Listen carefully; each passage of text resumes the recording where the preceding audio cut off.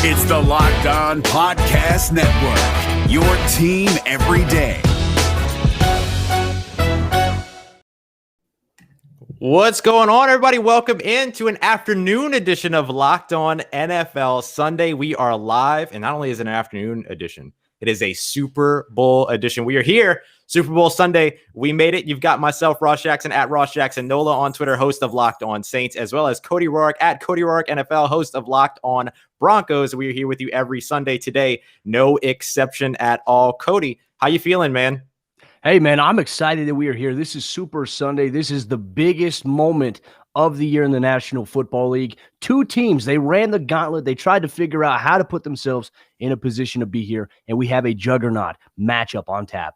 Absolutely, absolutely. We get to really enjoy all of this. And of course, we knew that it was going to be a little bit, we thought it was going to be a little bit of a challenge to get to this point over the season. It certainly proved to be that. Several postponed games, lots of health things and everything going on. But you know what? Resilience made it, and we're here. It all happened, man. Well, hey, going back to week one, remember we said, hey, this is the pilot episode of Locked On NFL Sunday Live. Well, guess what? We made it. We got picked up, and people love the show, man. So very excited to be able to break down today's big Super Bowl action, big-time matchup between the Tampa Bay Buccaneers and the Kansas City Chiefs.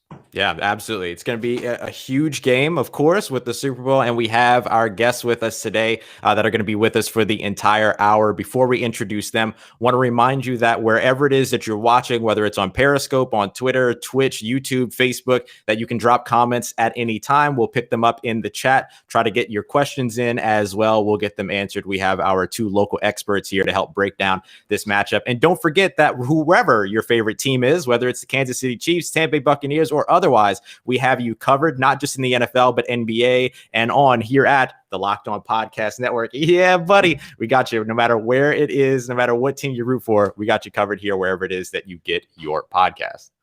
And I tell you what, man, collectively, the NFL season, even though that this is the last game of the entire season, the last football game we'll see, we still have you covered in the offseason, folks, because you have NFL free agency coming up. You have the ultimate division crossover where every single host on the Locked On Podcast Network within their division for the teams that they cover, they jump into one podcast to talk about the state of the division, their teams, strengths, weaknesses, and then you have the NFL draft. We have a lot of amazing programming coming your way. There is no offseason here in the Locked On NFL Network, folks, and very excited, Ross. But look, we have two awesome guests here that have a lot of insight as to their teams, the two teams that are playing here in Super Bowl 55, man. And look, they were going on a little bit of a media tour this week, being able to talk about the big matchup, and here they are on the brightest stage of them all here Sunday, Locked On NFL Live. Absolutely. Let's go ahead and bring in our first guest. First guy that's going to be joining us, Ryan Tracy of Locked On Chiefs and Locked On NFL at Ryan Tracy NFL is where you can follow him on Twitter. And of course, we're not going to be able to move on without David Harrison, who is one of the co-hosts over at Locked On Bucs, as well as Locked On WFT. He's a very busy man here on the network.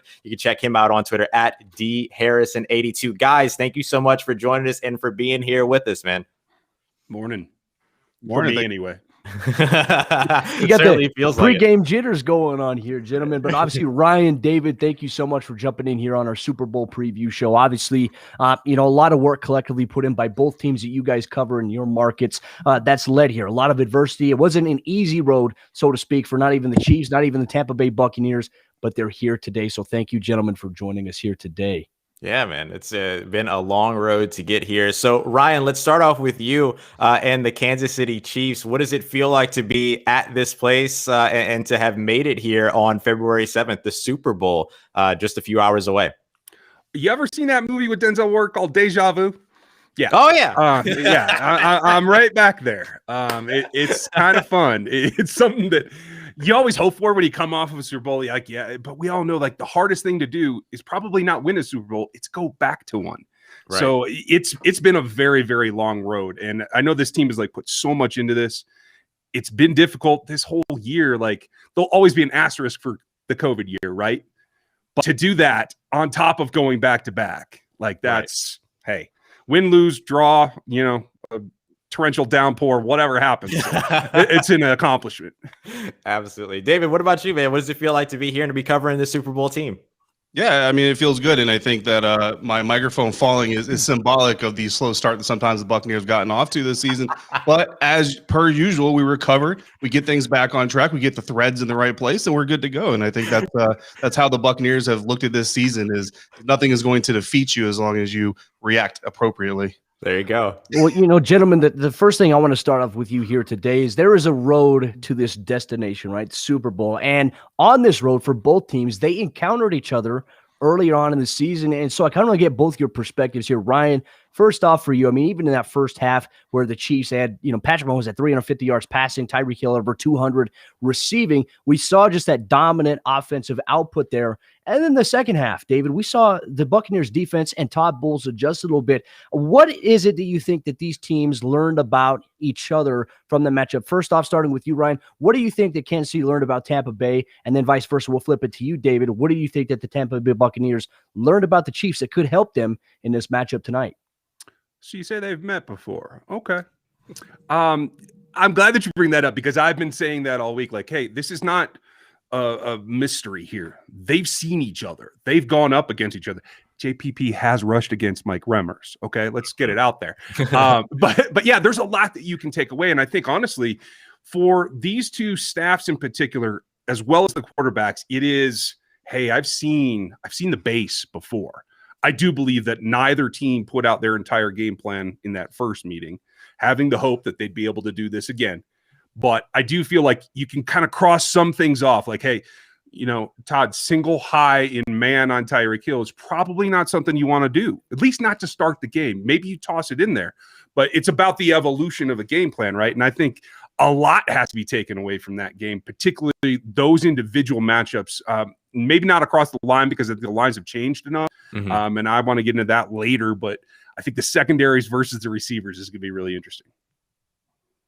Yeah, absolutely. And I think the value that the Buccaneers have to draw from this, and this is something that guys like Carlton Davis and Sean Murphy-Bunting were asked about during Super Bowl media sessions, is having the experience of dealt with especially Tyreek Hill in person already and seen them on the field. I mean, it's one thing to watch the highlights and even watch the film and see just how fast a guy like Tyreek Hill or how effective a guy like Travis Kelce is. But then once you see it in person, and I think what you saw in that first quarter is, credit to Todd Bowles. He came out there and said, look, guys, we're not going to change what we do because of who's on the field. We're going to come out. We're going to play confidently within our scheme and within what we know we can do best. And we're going to rely on each other to do our jobs. And in the beginning of the game, it just didn't work out. Carlton Davis wasn't able to get Tyreek Hill off of his stems enough, he wasn't able to keep him out of his release enough to really keep them from damaging him. And you saw kind of the quintessential Patrick Mahomes, even when Carlton Davis did knock Tyreek Hill off of rhythm or off of his time, Patrick Mahomes threw it out there and trusted his guy to go get under the ball and made the play. And that's exactly what happened. I mean, one of those touchdowns,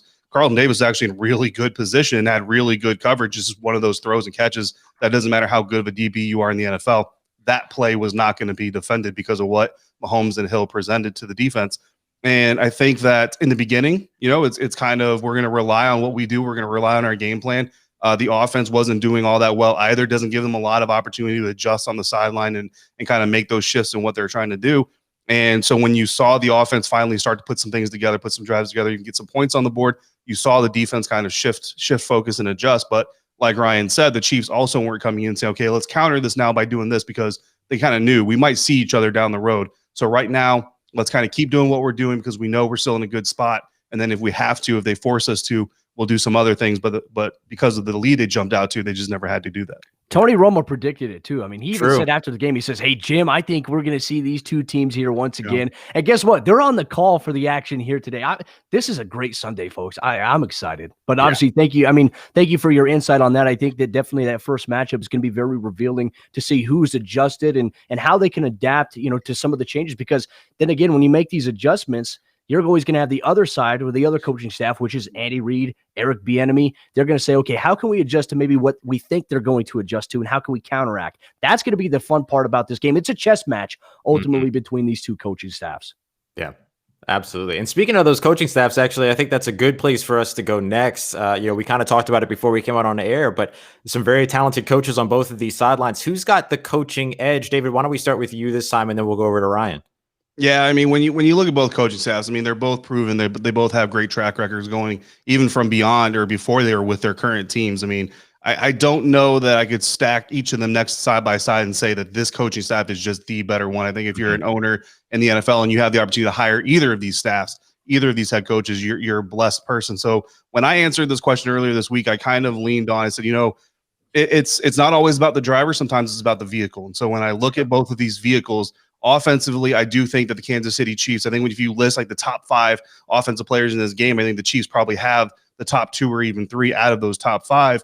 But that's a pretty negligible difference. But when you look at the defensive side of the ball, I think if you list the top 5, I think the Buccaneers probably have the top 3 or 4 out of that 5. So to me, that kind of gives the edge in the vehicle that all these coaches are driving. So I give the coaching edge slightly to the Buccaneers, but more again because of the vehicles, like I said, like the analogy that I'm using that they have to drive versus their actual ability. I kind of look at it as like I'm not too big into NASCAR, but like a Jeff Gordon, Dale Earnhardt type situation. I hope that matches for any NASCAR people out there. I don't know. Let me know if I'm wrong, but I think I kind of get the point across. I like the analogy. I'm going to take it a step further. Because I'll tell you, you have a point on some things. Like Bucs have some really nice rims on that rig, okay? I'm not sure the whole thing's up to the Ferrari standard, though, okay? Like when you take a look at the whole, you got to be able to defend as well as put up points, and I'm not sure it's there. I have some question marks, a couple of spots here and there, but that's what matchups are for. And I think because of that, it all comes back to I think I know what BA wants to do. I think BA know it was everything that he wants to do. It's can Tom do it? Can you continue to pump it downfield when he wants to? I think they're going to give him a couple of looks to try to bait him into doing that. Whether it can be accomplished or not, I'm not certain. Andy's the same way. Andy's like, hey, read deep to shallow because there's a home run on every play, just like Brett said. And I feel like those two are about, back and forth with the groups that they have, with the car that they're driving on offenses. I feel like they fit pretty well. For me, it's the other two. It's Todd Bowles and Steve Spagnuolo because they both want to do the hood slide, Bo Duke style, jump in there and smash the accelerator. Yeah. They want to send blitzes every dang down. They want to jump in guys' faces. And I think in both cases, I think the more that you play press man and the more that you get outlandish with sending, it's fine to send 5. You get into where you're trying to, overload and send 6 guys on a pass rush, you're going to get yourself in trouble. So for me, it's about who has the self-control to not just smash that accelerator. And I think disguise is the name of the game. And that's one of the things that I do feel like the Chiefs have probably right now in the secondary, knowing that that's where their pressure is going to, that their blitz is going to come from. I think they might be a little bit upgrade on the tires, say, than maybe what the Bucs are working with. Well, go ahead. Can I respond to that real quick? Yeah, please go ahead. That's a really good point, Ryan. And I really like kind of what you said because I look at this matchup and you're right. Like Bruce Arians loves to be aggressive. They love that aggressive style of football. And Todd Bowles loves to be aggressive on the defensive side of the field. And you have a fairly young team in Tampa. You have some veterans. You have Tom Brady, who's like 430 years old. You've got Rob Gronkowski, who's been playing, since leather helmets and all that stuff. But you also have a lot of youth, especially on the defensive side of the ball. JPP, he's a veteran leader on the field, of course. Levante David is wearing a captain's patch for a reason. But there's only so much they can do as far as the youth and the excitement and the energy that's going to come off of this defense. And I look at it as you don't want to come into this game and you don't want to coach scared, right? You don't want to come in too conservative and basically show your players that this is a different situation because of the way that I'm approaching it. But there's a difference between coaching brave or coaching aggressively the way you want to on brand and coaching stupid. And sometimes I think in some big matchups, not necessarily between these two teams, but just throughout the course of athletics, you see coaches almost be reckless and too aggressive to kind of saying like, look, this is no big deal. We're just who we are. So look at all this, like hold my beer type of moment. And by the time you hit the lake and you realize it was a really bad idea to jump that ramp, it's too late. And Tyrann Mathieu got 2 interceptions and Tyreek Hill is in the end zone doing backflips. Well, speaking of defense, you gentlemen, you kind of outlined that perfectly. And, Ryan, one of the things I would even touch on, too, about Kansas City, I feel like a lot of teams get caught up in the trap of trying to be too aggressive to try to get after Patrick Mahomes early, even if they're on their own 20-yard line and there's 80 yards to go down the field. And then that's where we see Patrick Mahomes take advantage of the blitz, find the open man. What I have seen on film and what tends to work, but then again, you're still going to give up some opportunities there. I feel like playing the Chiefs offense in a bend but don't break mentality. When you can compress the field within 20 yards, then you can take away those vertical opportunities that we see Kansas City capitalize on a lot. Denver did that in that one matchup on Sunday Night Football. Unfortunately, when your defense is on the field too long, it doesn't work out. But then again, you're getting guys back healthy. They're well rested. Sammy Watkins expected to play in this game. I think obviously those things factor into the offense. Now, I want to ask you guys each this question because I do believe it is very pertinent because, coming from the side where there was a saying, defense wins championships, even though the NFL is how many points can you score a game now? I want to ask you guys who you think your defensive X factors are here today. Which players do you feel like have to put their mark on the game in order to give their team the best chance to win? Go ahead, David. I want to hear yours. I'm going with an answer that might seem a little bit easy to a lot of people out there who have been watching the Buccaneers. That's Devin White. He's in his second year in the National Football League, his first year in the postseason, his first year as a captain on this team. Should have been a Pro Bowler, should have been at least an All-Pro consideration, and that's been kind of a rallying cry for this Buccaneers defense specifically, but the Buccaneers team as a whole is 1 Pro Bowler, 0 All-Pro selections. And, Tom has done a really good job of telling all these guys, hey, we're not here for the Pro Bowl. We're not here for All-Pro selections. We're here for the ring, and we're here for Lombardi, and that's what we're going after. And they've done a good job in doing that.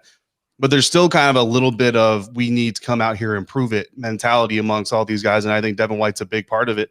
We talked about during the show earlier this week, and I was talking to a Buccaneers fan. I encountered a Bucs fan. We started talking about the game, and he kind of asked me the similar type of question of who the defensive factor could be. And I said, it could be a guy like Devin White. I said, imagine this. If I told you that Devin White finishes the Super Bowl with 2 sacks, 2 takeaways, one of them being a pick six, are you going to be surprised? And he said, no, that's Devin White's game. I said, exactly. And that lack of surprise and the potential that Devin White could have that kind of a game on a stage like this one shows you why he's as impactful as he is. Now, the flip side of that, going back to that youth and that over-aggression, right, is he's also a guy who can get caught on misdirections. He's a guy that can get caught over-pursuing sometimes, and that is something that Andy Reid and Eric Bieniemy, Patrick Mahomes, all those guys are probably going to look to take advantage of. You look at that 50-yard run that McCall Hardman had recently, and I think that's a type of play where Devin White could get lost in the wash or take too sharp of an angle and end up getting beat out to the edge, and that's kind of where you have that concern. But if prime Devin White shows up, it could be a really fun night for him. I agree with you. It could be a lot of fun for him, but I'll tell you this too, in the scope of a full game, if Devin has that night, it's still not enough. Bottom line is it's not enough, because if he's doing that, that means that they've brought the offense down away from the top level, which means you have too many defenders deep. At the end of the day, I think overall, and I'm interested to see where we were the other day, it's got to be 30 points. It's 30 points or bust, no matter what. I think we saw that the first time, with the 3-point game that was under 30, one of the few times the Chiefs haven't gotten there this season. It was a huge Devin White fan coming out. I am very excited to see how he chooses to play this particular game. Again, the angles and the aggression that I think is kind of innate for him, which is my favorite thing on his LSU film. But that will get you in trouble against this particular set of pass catchers. Go Tigers. Yeah, that was just for you, man. But on the other side, it's difficult to pick one, because the thing that I really enjoy about this particular defense, and we can all talk about how Andy's offense dominates the team structure or whatever, and that the defense has been picking up over the last few years, particularly since Spag showed up. But it's not about stars. It is true team defense, because you don't have the outside pass rusher that's crushing it every game. You don't have, one guy that's always taking the ball away. So for me, it's about, can you keep disguising what you've been disguising? They're going to play 2 high. They're going to play 1 high. They're going to mess around with 2 robber sets. They're going to use those 3 safeties in a number of different ways. And it's the confusion point. It's the race, back to the car analogy. Do you have the car that can keep up and make those adjustments? Because I think Tom Brady, obviously pre-snap is all time, right? It's what they do after the snap that makes the Chiefs secondary in particular very, very hard to deal with. So I can't pick one. If I had to, it'd probably be Tyron, but outside of him, because he's the monster, it's going to be LJ Snead. He's just got a knack for attacking the ball. But that said, if you underestimate and you throw an underthrown ball at Bashad Breeland, he will take it away. I don't care if it's Mike Evans, and neither does he, actually. So that's the bigger thing. But I also feel like if you were going to attack somebody, it's got to probably be Ward with Evans, because I think that's the best mismatch. Yeah, no, I completely agree, and I think that LJ Snead is something that obviously you brought up earlier in the week, and it really piqued my interest. And then the more I looked at him, and the more I looked at what the Chiefs defense likes to do, I mean, it makes a whole lot of sense. And Tom Brady's going to need to know not only where everybody is across the field in his pre-snap, but like you said, what they do after the snap and that versatility. I mean, that's something the Buccaneers, they treasure among all or above all else is that versatility. It's why a guy like Antoine Winfield Jr. is playing with this squad right now. And you look across the board. I mean, Tyrann Mathieu can intercept a pass, take it back to the house. He can cause a fumble. He can come up and run support. I mean, and then you kind of go. But Ward is the guy that we're looking at. Ward is the guy that I've been looking at, just like you said. And I think that honestly, I mean, it's not something you ever always want to kind of do. But if they get into the weeds a little bit, it might turn into a situation where Brady said, "Okay, who's lined up against him? I'm going to that route. I'm going to that." That's going to be my first read, regardless of the play call. When you asked him a great question too earlier this week, David, you were able to talk to LJ Snead and ask him about that defense. And I thought you had a lot of great insight in there. Was there anything you got from that response from LJ Snead that kind of gives you a little bit of insight as maybe how the Chiefs are looking at this matchup with the Bucs? Trust. I mean, across the board, not just from LJ, but from Tyrann, from all those guys. Trust. They know that Spags, as they call him, right, that their defensive coordinator, they know that he's putting them in the position to be successful. And that's kind of what LJ responded with, is just going out there and doing my job, going out there and doing what I'm asked to do and what the coaches want me to do. And again, I mean, a star of the caliber of Tyrann Mathieu is coming out there talking about the same thing. You hear a lot of stars in this game today talk about, well, sometimes I'll read this and maybe the play call wants me to blitz, but in actuality, I'm just going to kind of freelance and do my own thing.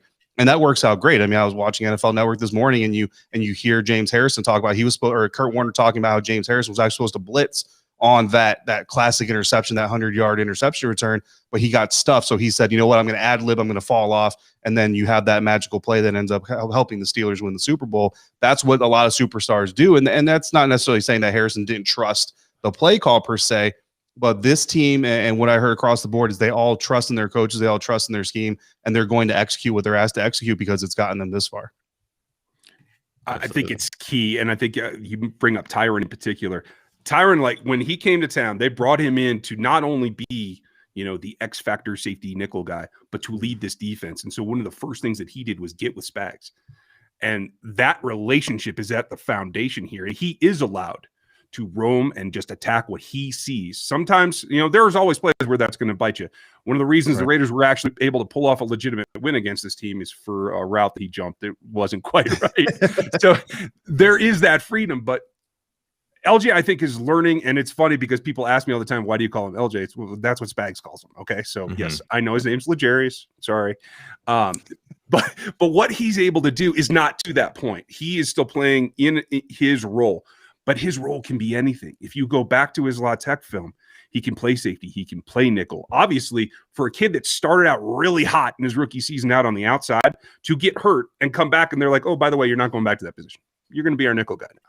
For him to be able to have faith in his coaches, not just Spags, but Coach Madison, I mean, like being able to drift him over wherever he needs to go, I think that's a talent. And eventually, probably not this game, but eventually you're going to say similar things from Legarius Snead in having that freedom to roam and make plays.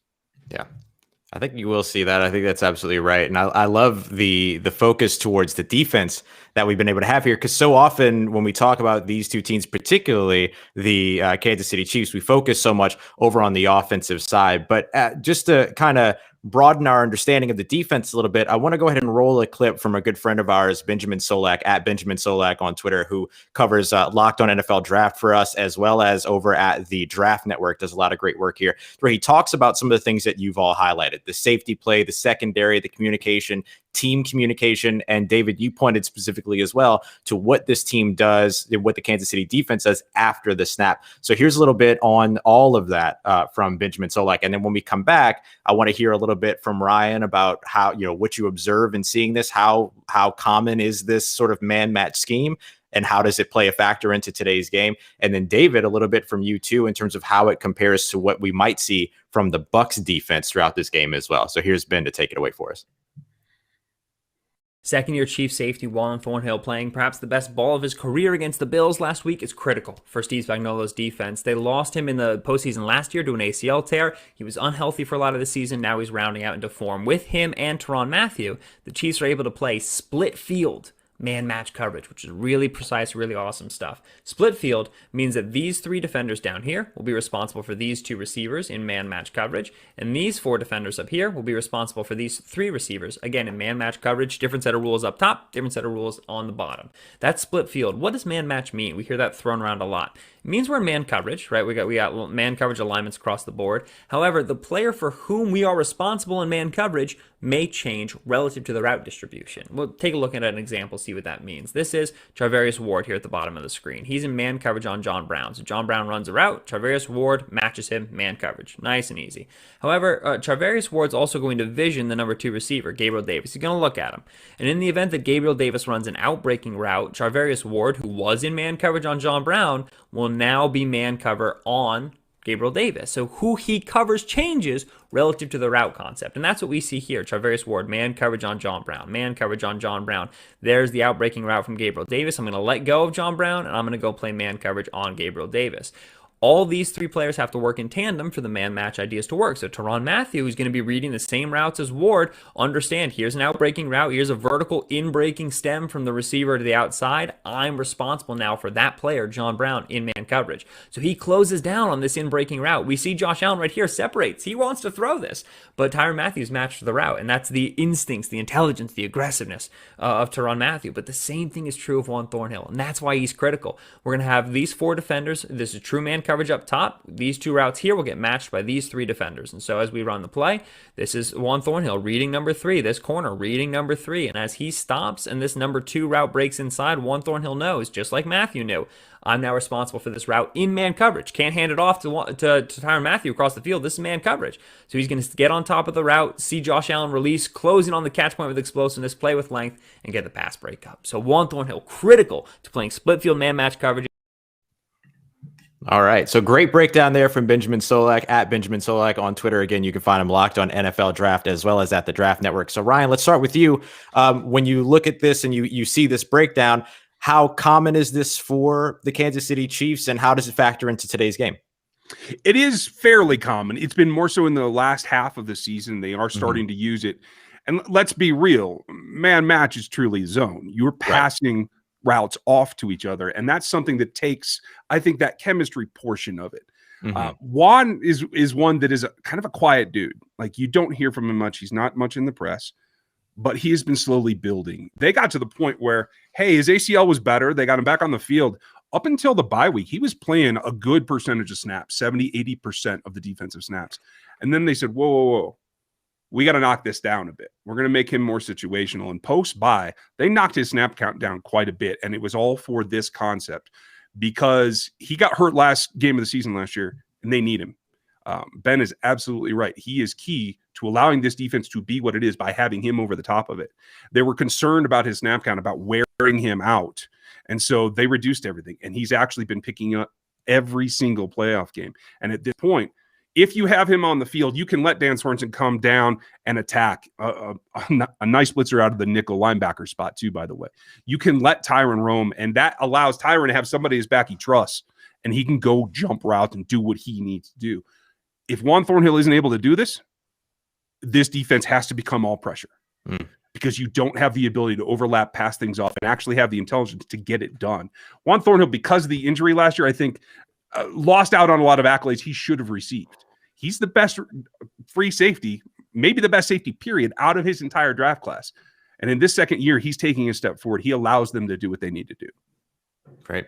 David, over on your side, a couple of different ways you can go with this in terms of how the Bucs combat this look and work against this, how the Bucs offense compares and matches up to a defense that runs this way fairly often. And also, how does it compare to what the Bucs do over on their side? Yeah, I mean, first of all, that's a great breakdown by Ben Solak. I mean, I love seeing stuff like that, and this is why I love football, and this is why I'm a defensive guy when it comes to football, because everybody always inherently says the offense has the advantage because we know what's coming. As an offensive squad, we know what's about to happen. We know what the route combinations are, and the defense doesn't. And what something like this, it's like you have the run pass option in offense, and this you kind of have in Ryan alludes, where you have man zone option on defense. And that's basically what the evolution that we've seen across some of these defenses happening in the later years of football. And when you look at that situation, I kind of look at it as this: the weakest part of a zone defense, where a lot of teams get caught short end zone defense is overthinking things. A lot of times, players will either overread, direction in one way, or they'll overread a route, or they'll jump a route when they shouldn't have, and they won't kind of focus on their zone. Because when you're playing that kind of true zone defense, you're not necessarily worried about which player it is that's going in which direction. It's just kind of a bubble that you have. And is there a guy in my bubble? And if he is, I want to protect my bubble. That gives you the option to also read the rest of the field and think. When you have guys like Tyrann Mathieu, I mean, like you said, Ryan, sometimes it doesn't always work out, but for the most part, when you put a guy like Tyrann Mathieu in that position, it's going to work out. You give him that flexibility and that loose ability to play and react to what he sees and trust his instincts, and that's great. But when you have a young core of guys, or when you have some guys that maybe don't stack up to the best defenses in the National Football League from a defensive back standpoint, putting them in this kind of man zone type of scheme, kind of it puts them in, like you said, Ryan, kind of a zone scheme where it's like no matter where you are in the field, we've got a DB that's going to be in position, take the shortest route to executing that play. But at the same time, they're not just sitting back there freelancing saying, what do I see? What do I think about it? How do I react? No, they've got an assignment in their zone that they are responsible for. And instead of just saying, I'm in my bubble, no, if you come into my zone, I'm getting on your hip and now I'm attacking you. And that's the way Todd Bowles approaches defenses. He is such an offensive type of defensive coordinator. He's not just looking to react to what you do as an offense. He's looking to force you to do what he wants you to do. And that's kind of an example of what we saw there from Spags and the Kansas City Chiefs defense. I love it. I cannot wait for this game because of that approach to the way that both these teams take defense. Well, the one thing I was going to even throw out too, Ryan, looking at that and watching those concepts, because the Chiefs defense on that game film there against Buffalo, they're playing a very similar offense to what Patrick Mahomes and the Chiefs run. And the thing that stands out to me about that match zone, as you mentioned, I mean, you're playing a lot of different concepts where you're passing off routes, but it just goes to show how well coached up that Chiefs defense really is, because you're keying Gabriel Davis as the number 2 receiver. He's running that little bit of a zig route, but he's got disciplined eyes. You can tell based on his alignment, he's outside alignment. He's showing that man look because he has a safety help over the top. He's jamming, riding for 5. He's looking at number 2. Number 2's coming outside. Bam, I'm going to pass off to Tyron here. I'm going to pass up to the guy that's behind me, and I'm going to take the guy coming outside. That is so much repetition. I mean, a lot of people say, look, these athletes make great plays. Absolutely. When you combine elite athleticism and you combine the smarts, it all comes into factor, especially with coaching. And we even talked about that just a little bit ago, how important coaching really is between, obviously, Bruce Arians, Steve Spagnuolo, and we take a look at Andy Reid, Eric Bieniemy, and everything along those lines. Now I kind of want to ask you guys how they adjust going from here, right? Because when we look at the Chiefs on offense, they spread you out, right? And in the last matchup, we saw Tyreek Hill coming across on deep over routes, sometimes some out and ups. You imagine that their focus defensively, at least if you're envisioning it on paper, is that they're going to adjust to that. Well, that leaves opportunities open for guys like McCole Hardman. It leaves opportunities open for Travis Kelce. We mentioned zone defense here. Here's where I come into question here, and I want to know how you would almost kind of dissect this, David, obviously, if I'm looking at it from a Chiefs standpoint. Travis Kelce excels against zone coverage because he understands really where to find that spot, that soft spot in green grass to sit. How do the Tampa Bay Buccaneers defensively account for the deep vertical threat that Tyreek Hill presents, but also the elusiveness that Travis Kelce presents? Yeah, that's the question of the day. And that's a question that honestly we've asked every single one of our guests. We've had team reporters, we've had the son of the head coach on the show, and we asked them the same questions. None of us have an answer, and that's why Todd Bowles is the defensive coordinator in the NFL. Look, a lot of times, I mean, we can sit in our booths and we can sit on screens, and the Michael Irvins of the world who have some play experience can sit on NFL Network and they can say what they think needs to happen.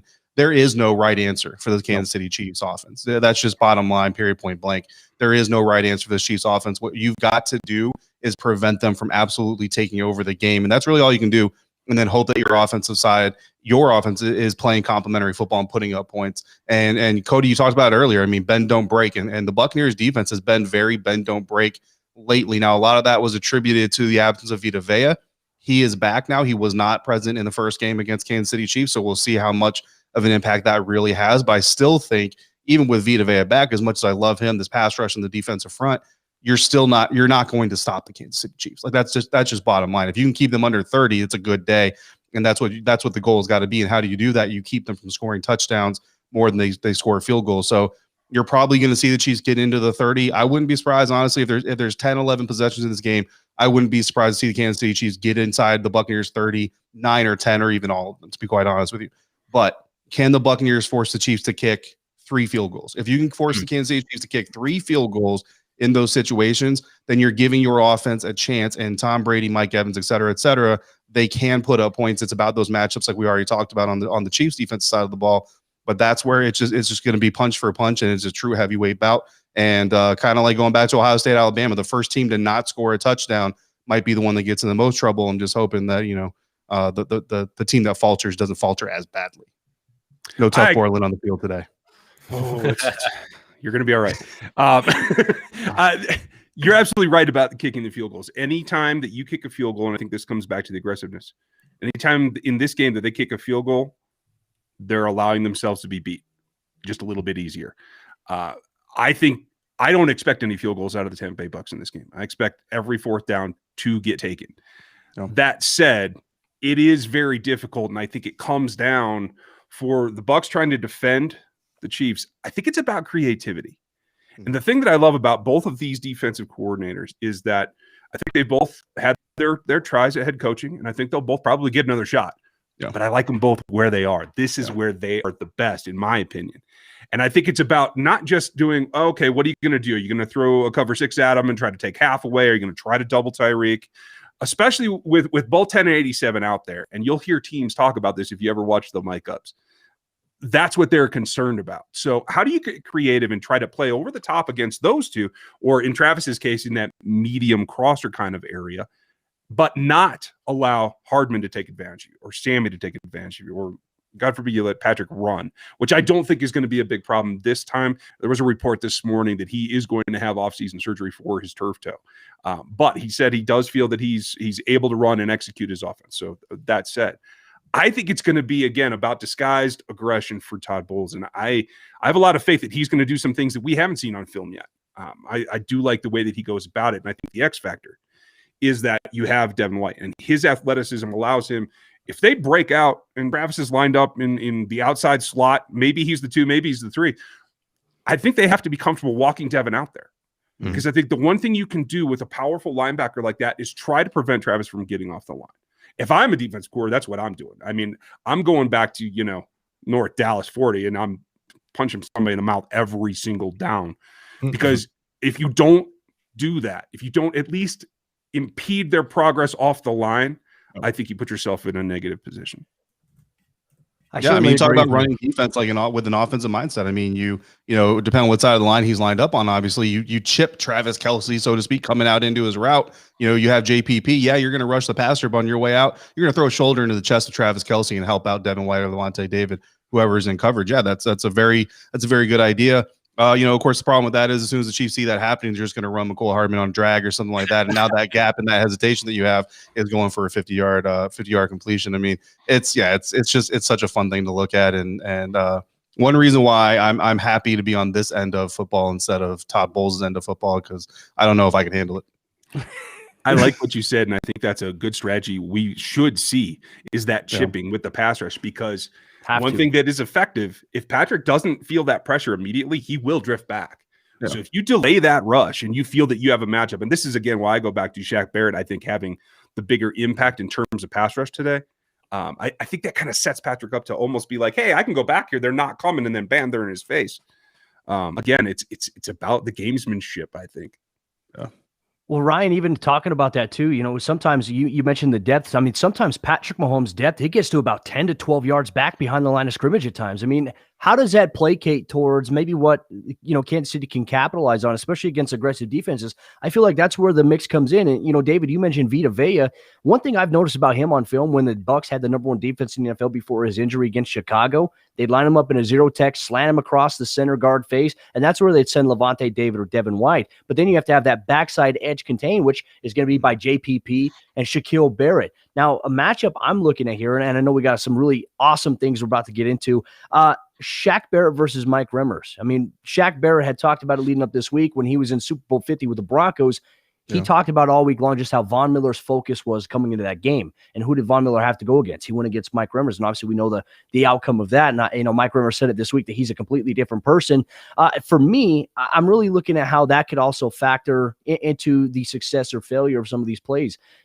Are you concerned, Ryan, about the depth that Patrick Mahomes takes sometimes on his drop back? It was a problem earlier in the season, but he has had it corrected. It has not been an issue in the second half since the bye week. So, I mean, since week like 9-10, I think he's fine. That's good. He has a tendency to want to do it.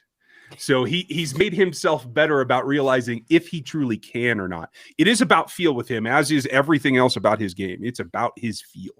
And so I'm not concerned about that in the slightest bit. And I will, in Mike Rember's defense, Mike was a rookie against Von Miller. So let's take it down a notch, all right? He's older now. Yeah, he is. And honestly, that plays into it exactly. His experience, I think, negates some of the issue there. I really like Wiley. They've had him in at guard, and it's funny. The more film that I watch, especially when you go back to a couple of seasons where he's been like kind of their sixth lineman, right? I like the reps that he takes. He thwarted somebody down there in New Orleans that I think Russ might have an issue about. I have no idea what you're talking about. Right? Yeah, just ignore it. It's fun. So Wiley at right tackle is less experienced. And while he's a fairly athletic lineman, I do feel that, especially in getting depth, if he has to set more than a 45, I feel like he can get a little bit exposed. I'd run Shaq at him more than I would Mike Remmers, because I think, especially if you put the speed on Remmers on the left, they're just going to roll Patrick out all day long to the right-hand side. And if you want to get Patrick, you got to make him roll left. Yeah, I think something that we saw in the first game, and especially with the absence of Vita Vea, I mean, you really, against a quarterback like Patrick Mahomes, you have to take a kind of a pitchfork approach to it, and that's not just an homage to my Arizona State Sun Devils days, but you've got to get that up the middle pressure as well. And I know that Tom Brady, it's widely known, and everybody who plays a Tom Brady team says get pressure up the middle on Tom Brady. That's the best way to beat him. When you look at Pat Mahomes, and the last time these two teams faced off, JPP and Shaq Barrett, they were getting upfield, they were getting that edge, they were getting around their offensive lineman that they were matched up against. The problem is there was no penetration up the middle on a lot of those reps, and Patrick Mahomes, they would just take a couple steps forward, and then he was just in the open, in the clear. And so you combine that experience and knowledge now for this matchup, and if you're JPP, if you're Shaq Barrett, and you're getting upfield, you've got to try to keep at least some sort of a focus on where Pat Mahomes is. And if he's not drifting back to stay away from you coming around that edge, you kind of know what he's about to do. He's either about to roll left, roll right, or step up in the middle of the pocket. If Vita Vea can help, and Levante David and Shaq and Devin White can help with that up the middle rush, keeping Pat from being able to do that. If you play smart as Shaq Barrett or JPP, even if Pat gets away from you on the left-hand side or the right-hand side, scrambling out of the pocket, you at least drag him out, make him push that scramble further towards the sideline than he wants to. It allows your other defensive players to kind of make some time up. Vita Vea is underrated athletically, and if he sees Pat moving left or right, and that edge defender can push Patrick Mahomes wider in that pursuit, Vita Vea is a guy that he's smart. He knows how to take angles. I'm not saying he'll necessarily make the tackle, but the key is, again, it's containment, not necessarily stopping. And if you can turn a Pat Mahomes scramble to a 1 yard gain, 2 yard gain, or even a 3 yard loss because of the depth that he got, instead of a 10 yard, 15 yard gain, or you lose contain in the secondary and you end up with a big completion, that's going to help you win this game. I love it. Guys, we've talked a lot about the passing offense, passing defense, pass protection, as well as pass rush.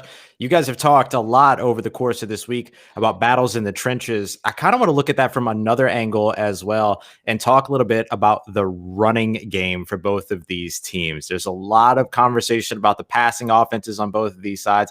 How will the running backs matter in this matchup? Ryan, why don't we start off with you? I got to show some love to LSU guy over there. Clyde over have to do it.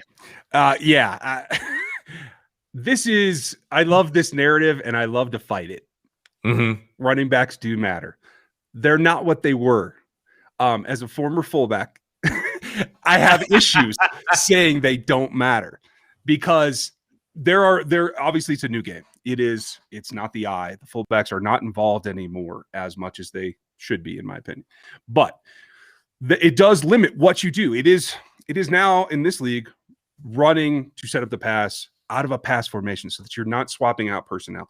I think if you do that, that's fine. But I don't think it allows you to set that tempo to get that physicality. And these are two teams that I think have to play physical in order to get this win. Whoever hits harder, hits more, I think actually gives themselves an advantage in this one. And so I do think that if it were me, certainly, but I do think you might see the fullback a little bit today. Anthony Sherman is a guy that can – he's not here to catch passes. He does not want to be Kyle. Juszczyk, who I always mess up his name. Sorry about that. You got it. Yeah, I know. I had to practice it before we started. That's not what he's here for. You asked Anthony Sherman, he's like, yeah, I'm here to knock somebody out. That's his job. The cool thing is he doesn't have to do it out of an I formation. He can run out of the H. He's happy to take an underhanded pass and walk it in if you let him. So be careful there too. The run game itself, Clyde's going to get on the wings. And I think that's something that if you're getting a whole lot of pressure, something that they haven't done a whole lot, is just let Clyde run. He's been very much designated to the flat so far. And I think that's partly being a rookie. It's partly being a little bit worried about protection. You let him start running arrows behind a blitzing Levante, David, then you're going to be in a lot of trouble on a hot route that Pat can deliver really, really quickly. I think that's going to be great. And on the other side, I know that there are a lot of Bucs fans that are going to want to run. And I say, have at it. Every time you run the ball, you're taking yourself a little bit farther down the road of not having enough time to keep up. So I personally am more concerned about the Bucs running backs getting passes, because that's the inequality that they have with the linebackers on the Chiefs defense. Is getting out to the sideline is sometimes difficult, especially given that a lot of times they're going to be sugaring the A gap and trying to back out and get all the way over there. I think that there's an advantage there. So while I think you have to run both teams, I think the advantage for the Chiefs is that they can do it out of sets that allow them to be more adaptable than trying to line up and let Leonard in particular run downhill.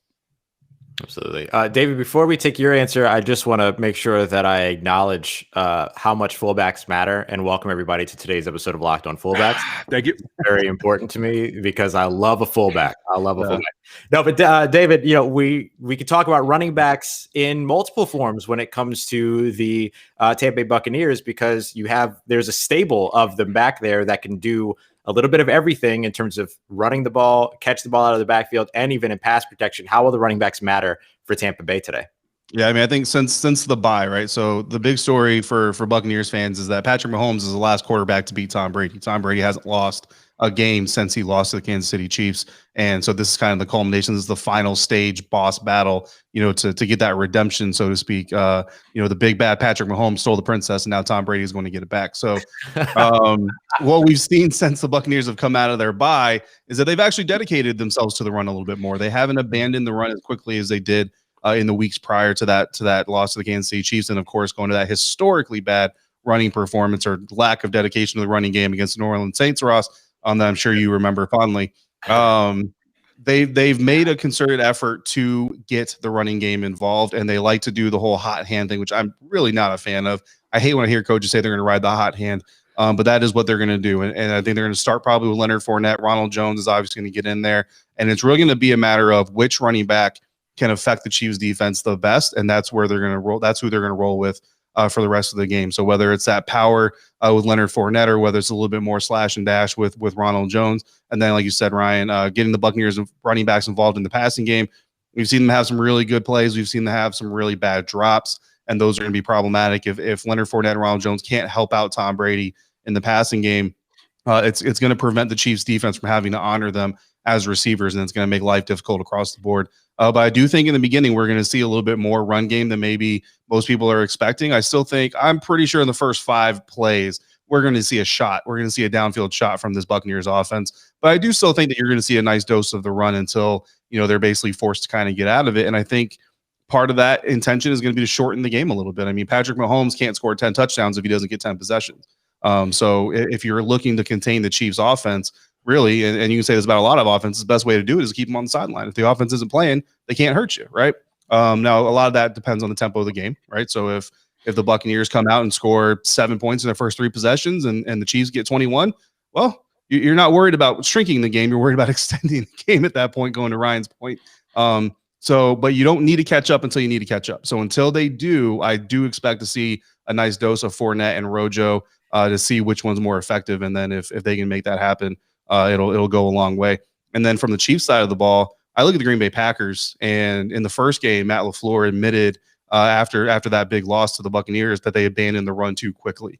So coming in the NFC Championship game, I didn't expect them to abandon the run as quickly or as much as they really did. I mean, Aaron Jones got injured, but you look at what A.J. Dillon was kind of able to do later in that game, and that's where the fullback comes in, because A.J. Dillon isn't a fullback by any means, right? But he is a bowling ball compared. Even Aaron Jones, I think he's more of a power runner than Aaron Jones. He's definitely more of a power runner than Jamal Williams.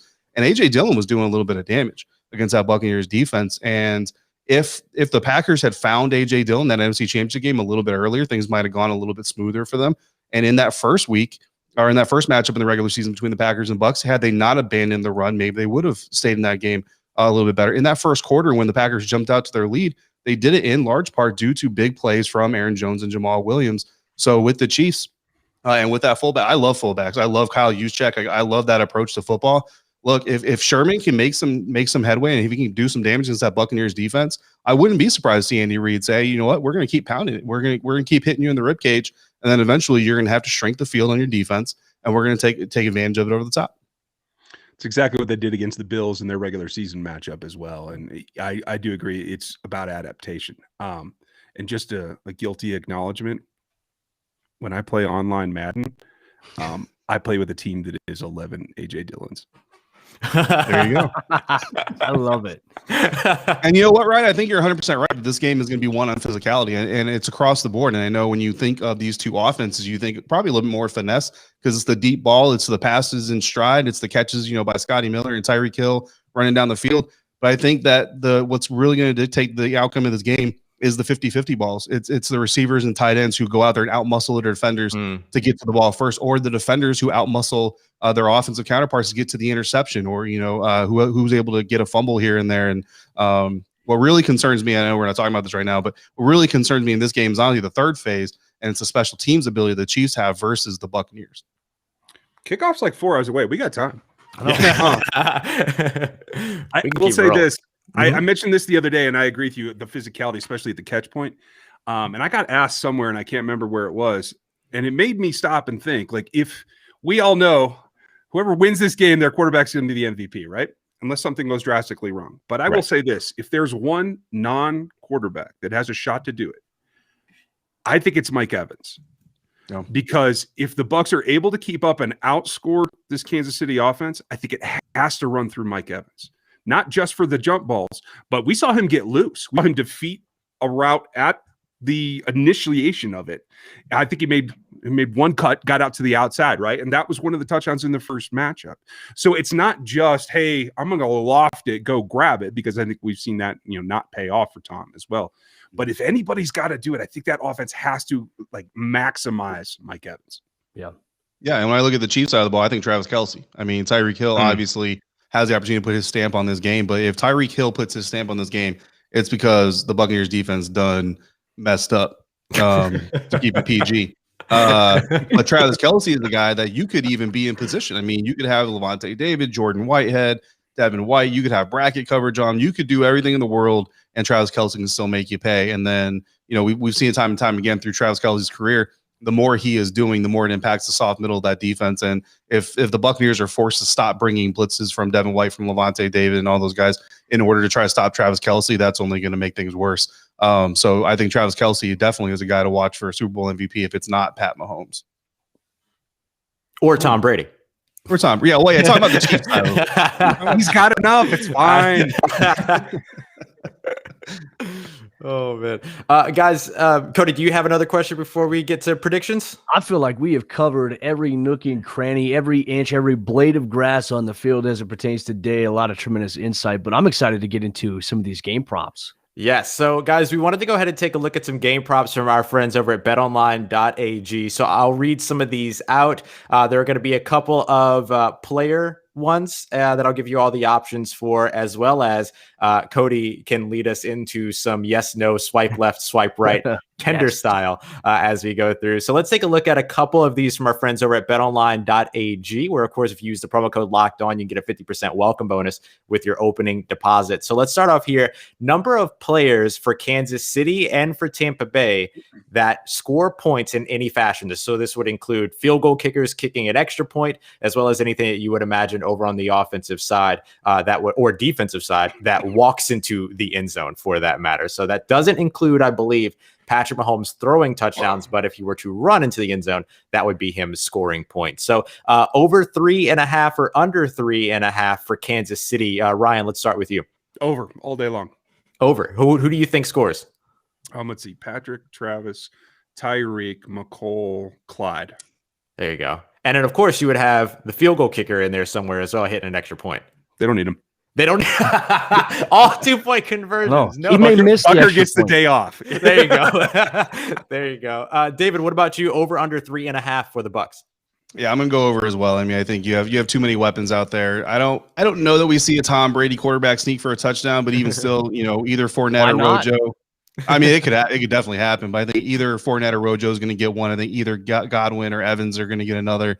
And then you got Gronk or Cam Brate, and then you got the field goal kicker as well, because they will take the extra points unless they have to. Go for two. Let's get to our first yes or no for Cody. You want to lead us in some swipe left, swipe right on the first score of the game being within a minute and a half? I'm swiping left. I don't think it's going to happen the first minute 30. I think we're going to see a stalemate defensive slugfest trying to get used to each other, and then it's going to open up from there. Ryan, how about you? Swipe left for no, swipe right for yes. First score within a minute 30. Okay. Thank you for knocking it down for me. I'm not sure what the left or right meant. So. Left is no. Yeah, I appreciate it as well. Yeah. Okay, yeah. I'm going left. There will be no score in the first minute 30. There you go. David, same for you? Yeah, I'm swiping left. She ugly. All right, let's go. Let's open it up a little bit more. Let's go 3.5 minutes. Cody, what about you? I'm swiping right. Yes, absolutely. Something's going to happen within 3.5 minutes, and I think it's going to be a special team score. There you go. Ryan, what about you? Negative. Ooh. No, I think these defenses are going to rise up at least in the feel out period in that first 7-8 minutes. There you go. And David? Yeah, I'm swiping left on this one too. I think the first score probably comes in the second half of the first quarter. There you go. Okay, so then there's another one here for 10.5 minutes. I think everyone seems to be swiping right and saying yes for that one. Yes. There you go. All right, so let's take a look at just a couple more before we get to final game predictions. We can talk a little bit about whether or not a team will score 4 unanswered times. Now, we've talked about how much the defense matters in this game and our expectation for the defense. So maybe we do know this one. Swipe left for no, swipe yes swipe right for yes, excuse me. David, why don't we start with you for that one? Yeah, I'm swiping left on that one. I don't think 4 unanswered. I think 2, maybe 3 if things get out of control, but I don't think we'll see 4. Okay. I concur. There you go. Yeah, swipe left. There you go. All right, let's jump real quick over to some passing props, get our quarterbacks in the conversation here. Patrick Mahomes' first passing attempt will be complete, incomplete, or an interception. Ryan, what say you? Yeah, buddy. Complete. Completion. And then same question for David on Tom Brady, who's down here. Yeah, I think it's a completion, but I mean, if you got an extra $10, you throw that money on that interception line just to see what happens. That's right. Yeah, plus 1,200 for an interception. We'll see. Doesn't mean that the game goes kaput. Just means that maybe Tom Brady's starting off a little slow. Is there a line that Patrick's first pass is behind the line of scrimmage?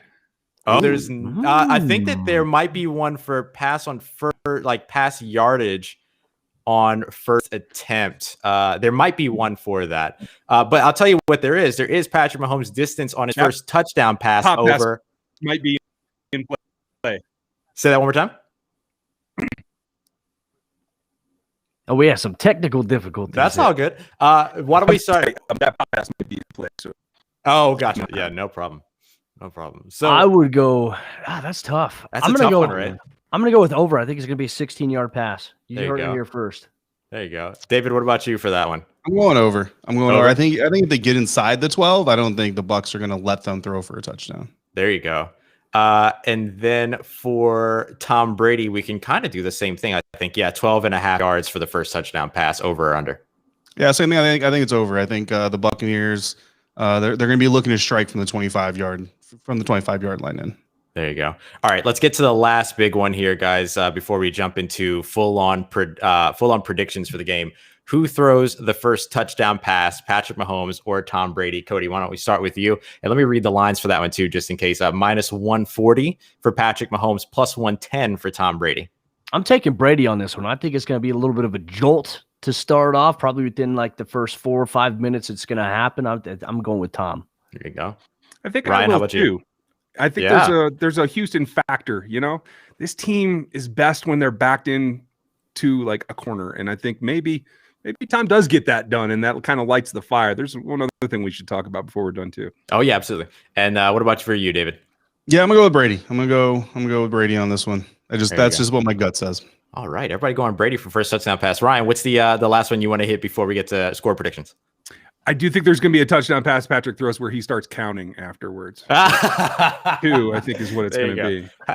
You think he starts at 2 is when he starts counting them up? Yeah, I think he's just going to be wondering, what's the 2?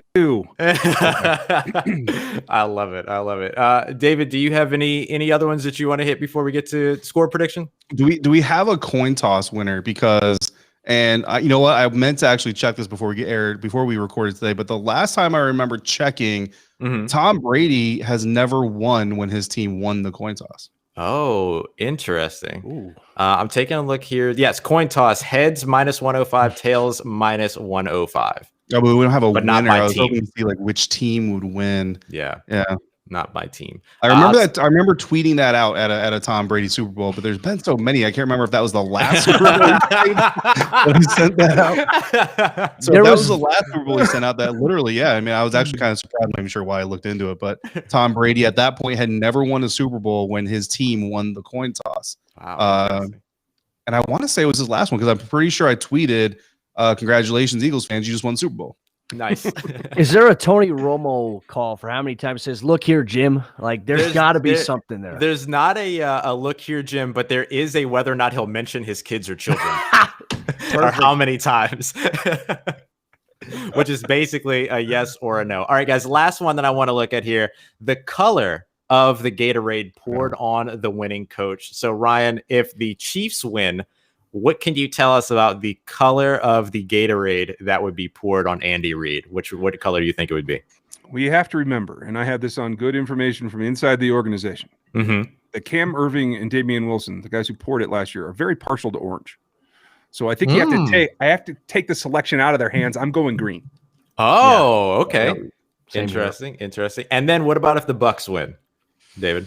Yeah, last year's what was orange. I remember I actually wrote a little bit of an article about that, and so I saw the picture. So there's some good insight there.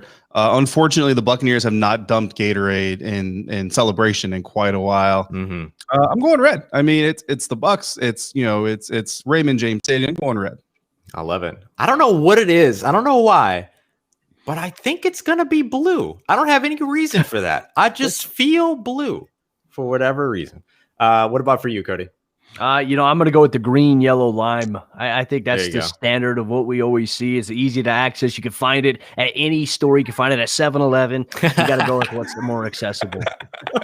plus 350 on that line. Amen.